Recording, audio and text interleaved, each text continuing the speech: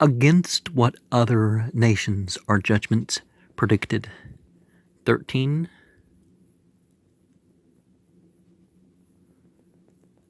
15, 17, 19, 23, 34, 48. What remarkably vivid description of the fate of Babylon is given? 13, 19 through 22. What was the rank and character of Babylon as a city?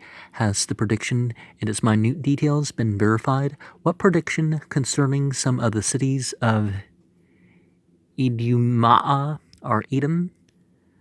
The present condition of this whole region, passages predicting the restoration of the Jews from captivity, 43, 1 through 7, 49, 18 through 23, 51, 3 through 5.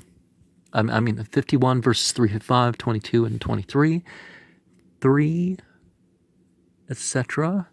What remarkable prediction concerning the conqueror of Babylon and the deliverance from the captivity? 44, 27 and 28, 45, 1 and 2. How long was the time of Isaiah before that of Cyrus?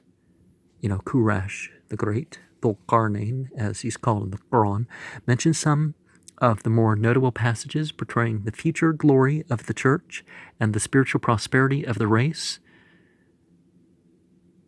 11, 6 through 9, 40, 1 through 5, 54, 11 through 14, 59, 19 through 21, 60,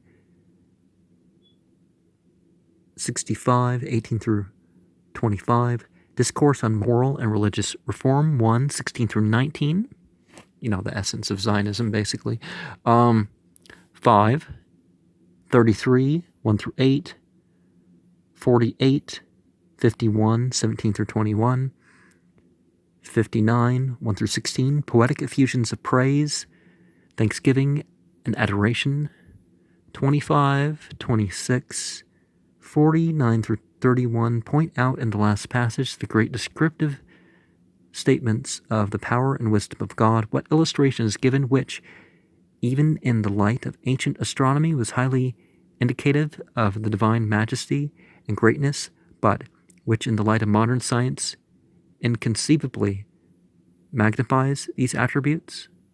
Well, what about that part where it says the earth's disk?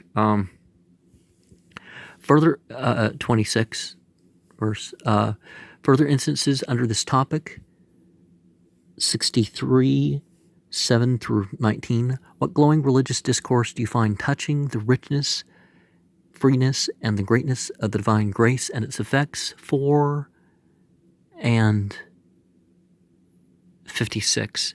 And remember, in the midst of all this, the simple fact that, I mentioned Joseph Smith in the earlier part of the Isaiah program, but before we go on to the Poetic and Prophetic books, 6, Jeremiah and Lamentations from 629 to 538 BCE, the paraphrasing, the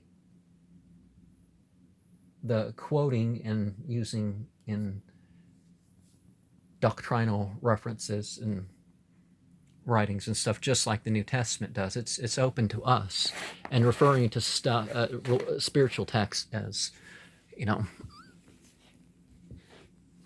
how does this, speak about what we're doing right now? It may not be an explicit prophecy or something, but, because obviously the similitude thing is considered to be open to other churches, so. Jeremiah, the second of the great Old Testament prophetic writers, lived in the latter part of the 6th and first part of the 5th century BCE, before Christ. The beginning of his ministry appears to have been a little before the middle of the reign of Josiah and a short time previous to the terrible calamities which overtook the nation. His prescience of these desires from the first filled his soul with painful apprehensions and gave a mournful character to his utterances, but Not only the evil which he foresaw distressed him, but also the disobedience and apostasy of the people. His moral sensitiveness was very great. He was devoutly religious, and all impiety was painful to him. He was also of a deeply sympathetic nature, and the sufferings of his people, although in consequence of their sins, filled him with sorrow. There are few instances in history of a man who so shrank from the giving pain to his fellow men, and yet who so boldly, uncompromisingly, and faithfully rebuked the people of his charge to a man so sensitive, sympathetic, and conscientious, dwelling among a people whose corrupt practices and widespread wickedness had provoked the wrath of heaven, and to whom any faithful preaching was unpopular and repulsive, and yet who was himself called to denounce the judgments of God and to prophesy disaster and overthrow. His position was one of threefold difficulty and trouble, yet with a courage seldom paralleled in the moral history of the world, he fully declared the divine message. Of course, so far as personal safety was concerned, this was not a dangerous office during the life of the godly Josiah. But after the death of the king, under the inglorious reign of his sons, he was subjected to great indignities and suffered bitter persecutions. Many times his life was threatened both by the king and the princes, but he but narrowly escaped. But he still persisted in declaring the divine truth concerning his people under divine direction. He not only rebuked the people for their sins and showed them the now inconceivable, the inevitable consequences of their conduct, but he gave them instructions concerning their relations to their enemies. Natural law is sort of how predestination works, in a way, because possible consequences are laid down, and do you take these or do you not take these? And, but he gave them instructions concerning their relations to their enemies, assuring them that these would prevail against them and would destroy the city and carry them captive. He urged them to submit and accept such terms as would be offered, and thus make their subjugation as tolerable as possible, promising them that after a definite period of 70 years there would be a release and permission to return. The contents of the book of the prophecy may be divided as follows: discourses in rebuke of the wickedness and degeneracy of the Jews, prophecies concerning the nation, sketches of the national and personal history, prophecies concerning other nations, predictions of the restoration, prophecies of the Messiah. Well, the Bible has a lot of Messiahs already, and the future glory of the church. Well, you got to apply it to your organization, don't you?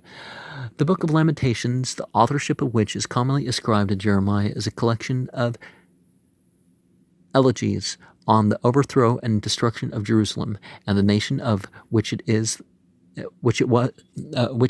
the capital. The larger portion of the poems are acrostic, that is, each verse begins with the third of the Hebrew alphabet following the alphabetical order.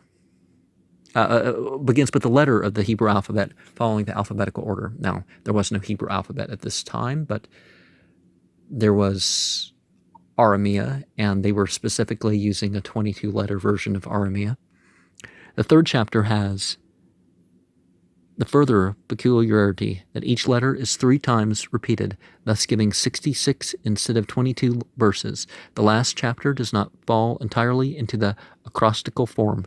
The calamities bewailed strictly correspond to those narrated in the preceding book, and also in the last part of the book of Kings and Chronicles. The sentiment, though intensely and at times painfully sad, is beautiful in expression, and the book abounds in the finest imagery. The first part: when did Jeremiah exercise the prophetic office? How does he rank among the prophetic writers of the Old Testament? Now, If a person's Muslim, they say we do not invent distinctions between the prophets and we do not invent discrimination. So that wouldn't be a fair judgment for us. What was the condition of the Jewish nation at this time? What befell it before the close of Jeremiah's ministry?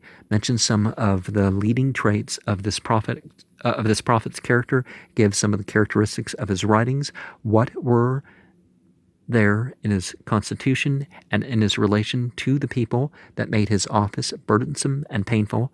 How were his messages for the most part received, and how was he himself treated by those to whom he ministered? Did he on this account desist from his vocation?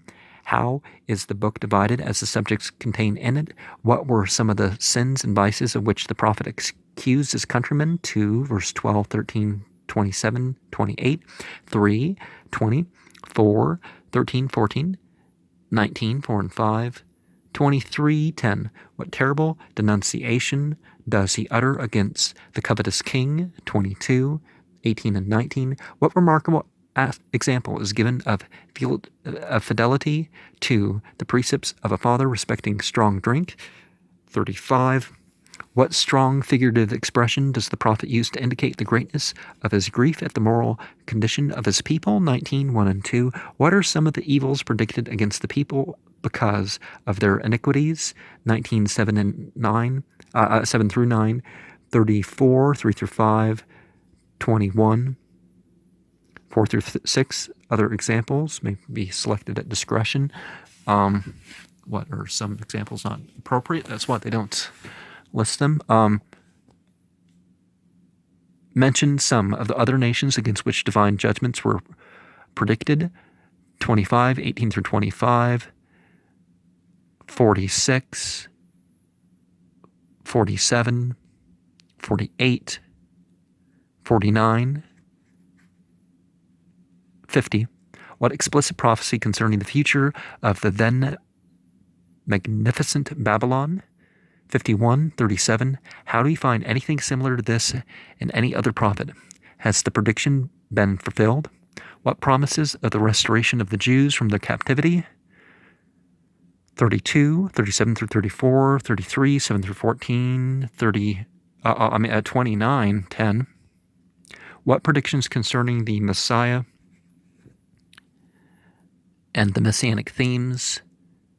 23, 5 and 6, 33, 14 and 15.